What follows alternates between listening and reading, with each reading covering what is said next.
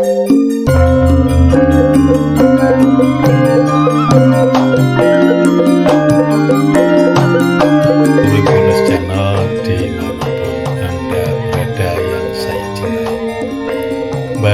malam ini panjenengan sajak bersama-sama menikmati pertunjukan wayang orang RRI Surakarta. Malam hari ini mengambil cerita Anoman Kembar part 1 atau bagian pertama. Bagaimana keseruannya? Mari kita ikuti bersama dan mari kita tetap bersama Urip Bonus Channel berdasarkan fakta, logika, dan analisa. Salam budaya.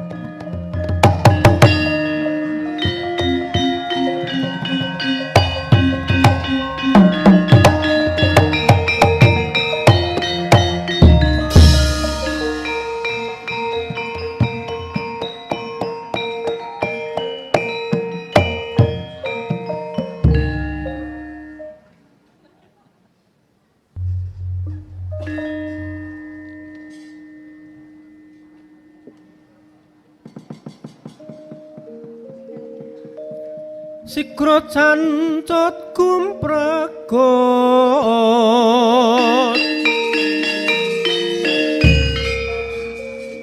ngembat watang ngrebasa ing mungsut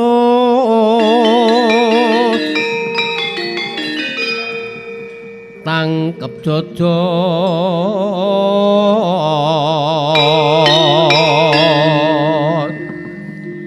kantaran bausa ya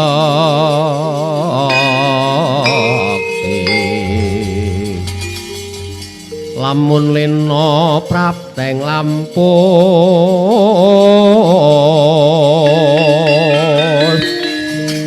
gugur madyaning palukon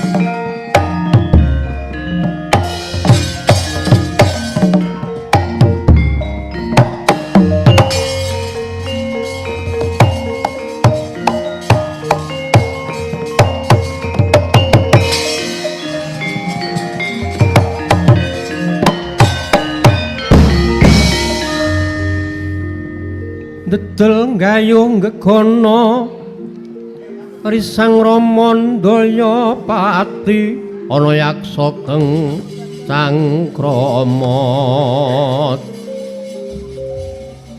namane wil katak sini jejagi aneng wareh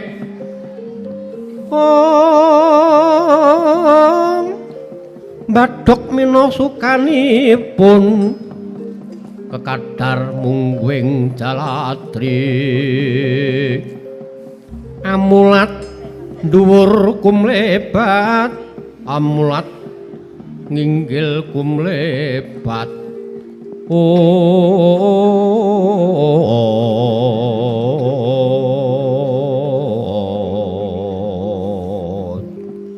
jagat Dewa Bathara Nurat jagat wasesaning pramudita. Mengko kabeh wadya bala rewanda. Wonten timbalan ingkang ngedhawuh Raden. Apa ya wis satata anggonmu nyawiske bebarisaning bala rewanda kapihanggeni. Awit berkah pangestu paduka sedaya sampun sami sawega ing katih sawega ing diri. Sagolong-golong sajuru-juru ngantosi dawuh paduka Raden. Ya, bagus. Bagus. Ya mung kuwi mau kaya kurang cetha dawuhe Paman Sugriwa marang aku lan kowe kabeh. Bakal lumaku ana ing kesatriyan Madukara. Hamboyong Dewi Wara Sembadra minangka dadi sarana awit ning Praja Pancawati iki lagi nantang pagebluk Mayangkara. Akeh para kawula kang lagi nandang sangsaya. Esuk lara sore tekaning pati. Sore lara esuk tekaning pralaya. Ya kuwi mau kabeh awit saka halate Sinun Prabu Bathara Rama kang wis muksa. Pramila wanter dawe kapi jembawan. Kabeh bisa waluya temah jati, jati temah nirmala yen ta Pancawati cumondokan. Sri Widawati kang manjing ing anggane Dewi Wara Sembadra. Rak ya ngono. Nggih, Raden. Nyuwun gunging samudra paksami. Kepiye? Blihanggen kula matur samangke. Mboten ateges kula ngias dumateng paduka Raden. Nanging ing negari Madukara menika kathah satraya gola-goling yuda. Jer kasunyatanipun muksuwanipun Prabu Sinun Prabu Ramawijaya lan Raden Lesmana menika sampun dados sedaya satriya ing Madukara Raden. Lan iya. Sampun dados teng Sinuwun Prabu Sri Bathara Kresna. Banjur arepmu kepiye? Ngaten Raden.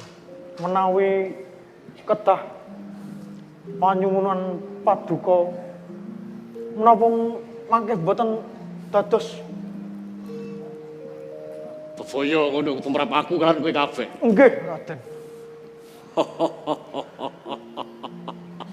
Apa kang dadi aturmu kuwi mau kabeh bener. Kabeh geni. Nanging kuwi mau malah dadi pengantep-antep ring rasaku kang bakal ngatonake dharma bektiku marang Paman Sugriwa. Sing wis mula wentah aku wetaku isih timur nganti aku akhiring dewasa iki.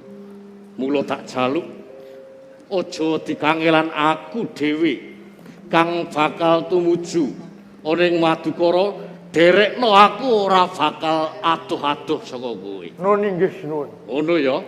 Nuwun inggih. Candhi Obor colok lintang budal dina saiki.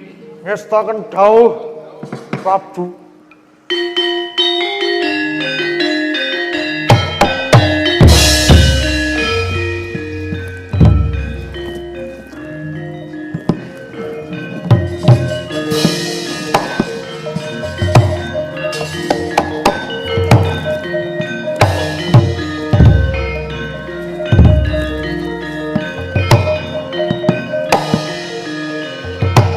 Baik no hati-hati.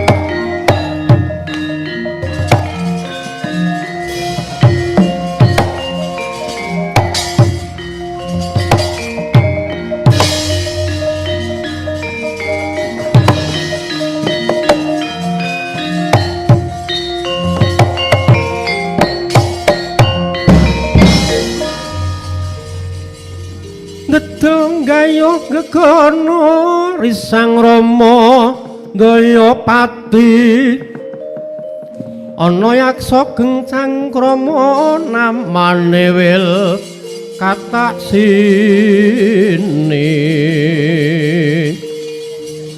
jejagi aneng ware badhok mina sukanipun. Bener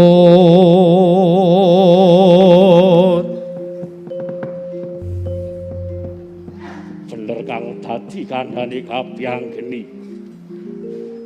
Yen to aku juangkah ning Bantala Anane mung kabenangan karo pepundhenku para Pandhawa. Yo, aku bakal manjing Dirgantara.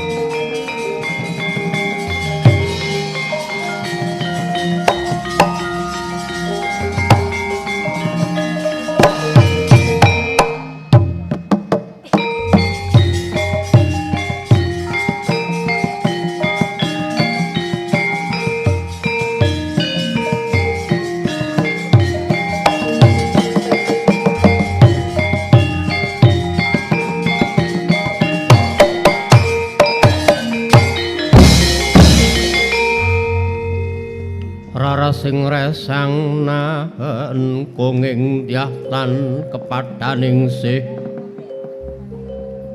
kasang saya ing turida rudaten angranui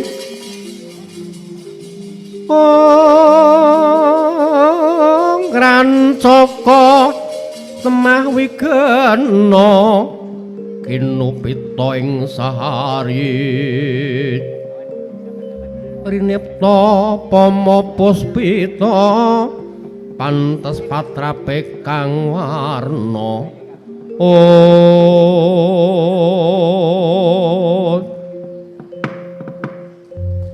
Paman Haryo Setyaki paman kula wonten timbalan ingkang adhawuh nama Sombo.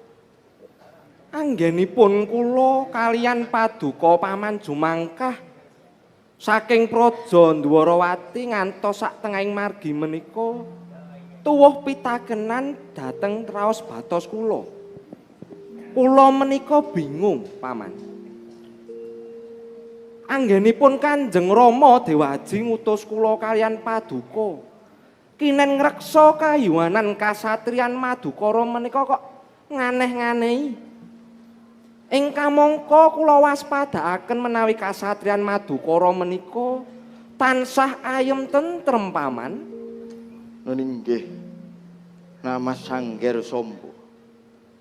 Anggenipun Koko Prabu Kresna menika paring dawuh kula dalah paduka menika nemu wigati. Nggih menika mbok menawi kasatriyan Madukara wonten mengsah kang ngasipat dom sumuluping banyu kula kalian paduka menika ingkang kinanjagi kasatriyan Madukara namas. Wih lah dalah inggih leres menapa ingkang dados pangandika paduka paman lajeng menika kados pundi paman?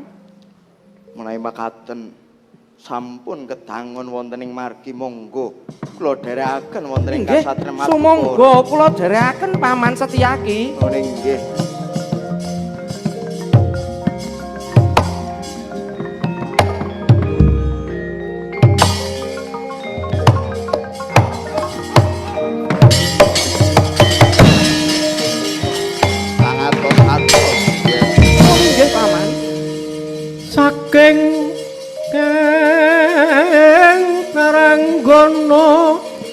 kang sumiwi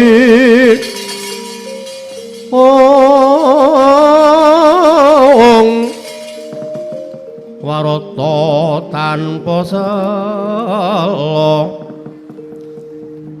warata tanpa sala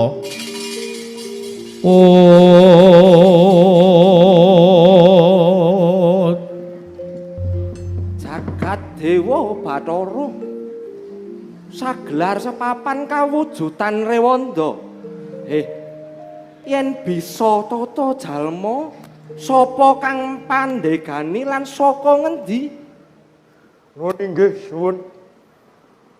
Kula lan sedaya wadyabala kula kapiyanggeni saking Pancawati. ya kapiyanggeni Nuwun inggih. mangertiya yen to aku iki Wisnu Brata ya Kilatmaka ya Samba putra nata ing Praja Ndwarawati Yen tambuh lawan aku Harya Setyaki ya Singa Mulang Jaya senopati ning negara Ndwarawati. nemu wigati apa dene jeneng sira lan wadya balamu ngendhek lakuku tumuju ana ing Madukara Nuwun inggih suwun. Nyuwun gunging pangsami.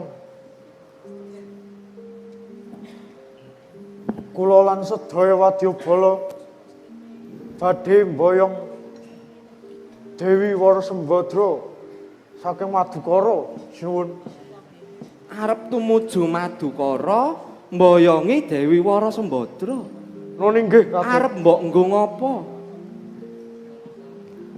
kagem sarana nambak negari Pancawati awit negari Pancawati kenging pagebluk Raden.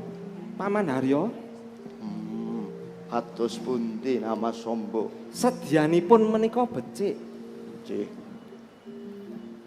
kapiyanggeni Nuwun inggih.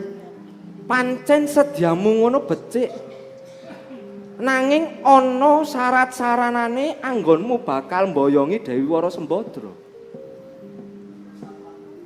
syarat-saranane kuwi ana 3 kang kepisan jeneng sira kudu njaluk idi palilah kalawan Sinuwun Prabu Sri Bathara Kresna awit ngopo Sinuwun Prabu Kresna ngono minangka kakange Dewi Warasembadra kang angka 2 ya ora ana liya jeneng sira kudu entuk idi palilah kalawan Raden Permadi Raden Permadi ngono garwane Dewi Warasembadra kang kaping 3 to upamane yen jeneng sira tak kon nunggu ana ing papan kene gelem apa ora Nyuwun gunging pamunten Raden.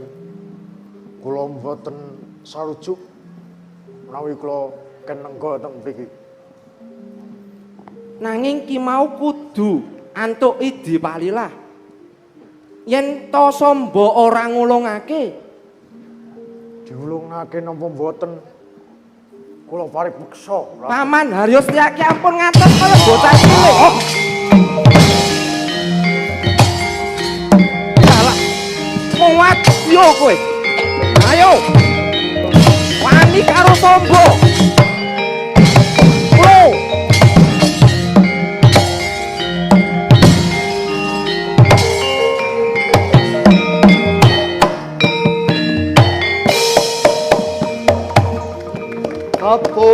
Bapo keparatsi murang toto warni tandeng mrengwa mami oi apa aja mung iki ayo nyo Loh yen nyata satriya rangkepa wong sayuta raurane ingsun hidret ora ngarso sapa lena kakek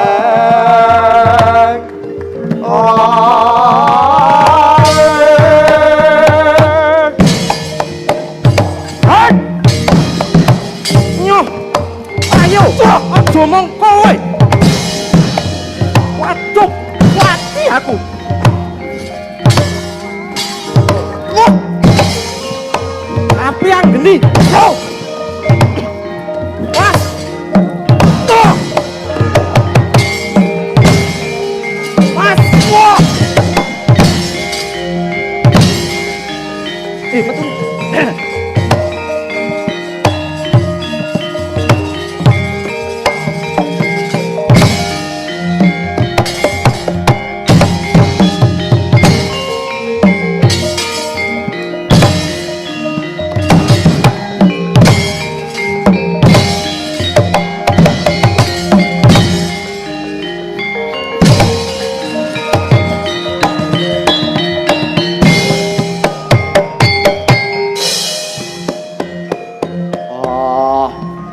Ayo, moro kake maju.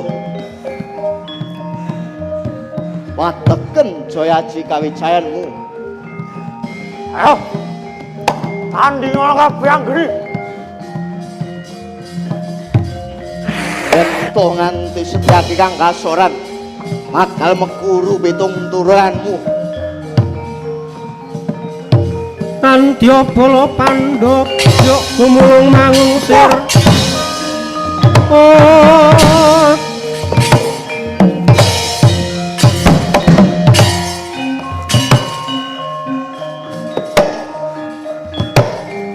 Rengasata Kurawa kambah kungke Sukatite. Wat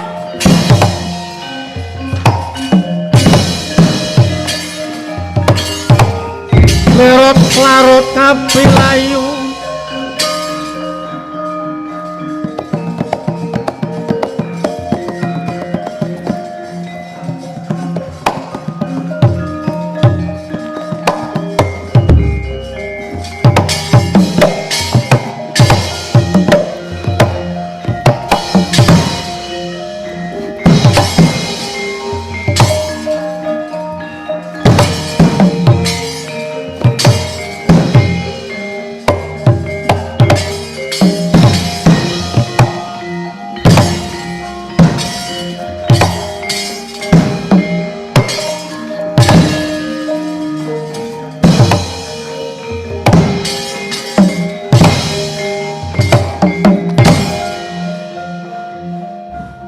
Ayo, sambat lo.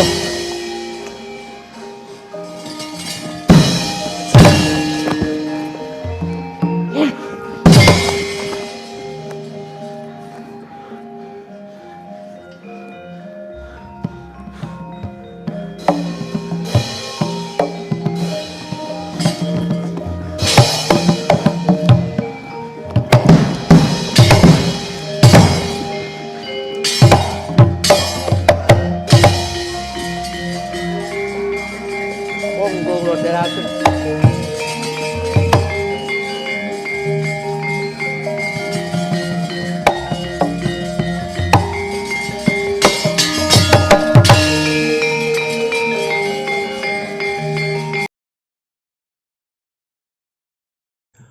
UB Channel, enteng berisi, jaga NKRI.